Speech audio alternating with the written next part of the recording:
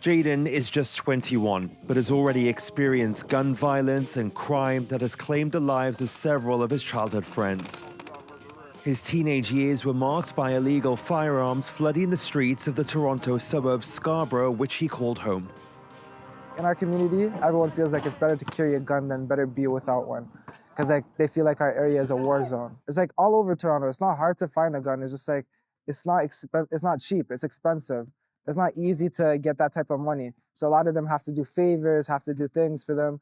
And then now these people can tell them what to do. Now they run them. And then they go tell the youngins to go shoot up, they go shoot something. They bring one to kill another, then when someone else goes kill that person, it's just a disease that spreads out. Everyone keeps on dying and dying, it's a circle. After being shot and making a promise to his father 5 years ago, Jaden chose to turn things around. This is me and my father. He's the reason why I do this. It inspired me to become the community worker that I am today. But around him, armed violence spread like a virus to his neighborhood and elsewhere in Toronto. Any traffic stop poses an inherent risk, but what we're seeing now is just about every other day, we're getting guns out of traffic stops, routine stops. The municipality of Peel in the Greater Toronto Area is among the areas hardest hit by the rising gun violence. 11-5-3-6. According to a University of Toronto report, the city and its suburbs recorded an 80% increase in gun violence between 2013 and 2023, before dipping in 2025. Behind the skyrocketing numbers lies a trafficking ring, the smuggling of readily available handguns coming from the United States. Of the illegal firearms that we recover, and we are able to track, 90% of them originate from the US. We run annually a firearms and tracing enforcement program where we look at the serial numbers and try to identify where particularly they originated from. And we're seeing Georgia, Ohio, and Texas as being the primary origins. And they're then imported into the country through what we call a straw purchase. So somebody who's legally able to purchase a firearm in a certain place then arranges for export into the hands of somebody that's not actually legally entitled to hold them. Nick Milanovic says trafficking is a profitable business.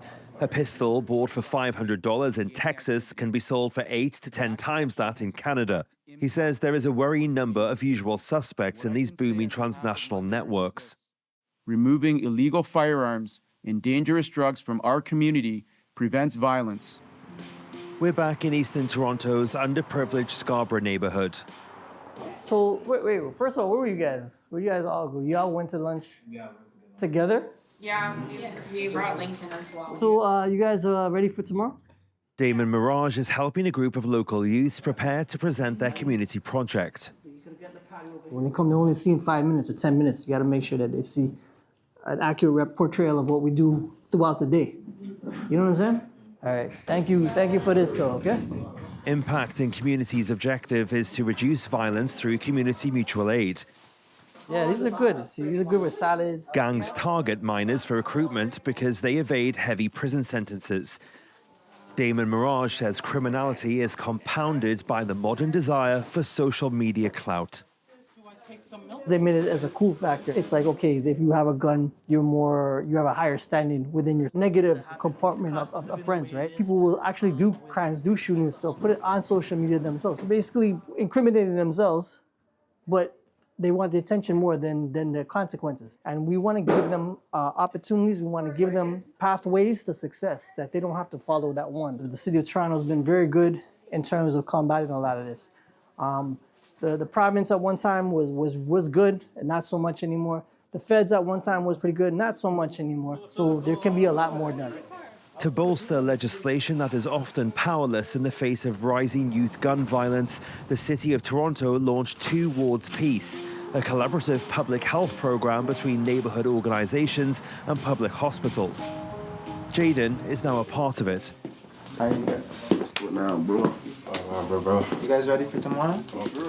He and other youngsters will showcase the Forgiveness Project at City Hall, the restorative justice and social reintegration program he belongs to.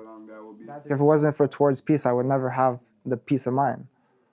because like it made me new friends, it made me new connections, and it made me trust people again. Before I couldn't trust no one again, because like after what I went through with the gun violence, it just made me untrustworthy. One thing to make things better is like to update our policies. We need to have more community safety police officers in our areas. I've seen people get shot. They don't be there for another 30 minutes.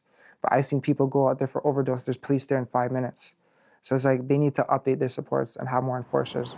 Statistics Canada says the number of shootings nationwide more than doubled between 2018 and 2023. In an attempt to curb the rising epidemic, the government launched a firearm buyback scheme, banned assault rifles, and dedicated nearly $400 million to anti-gang initiatives through 2028.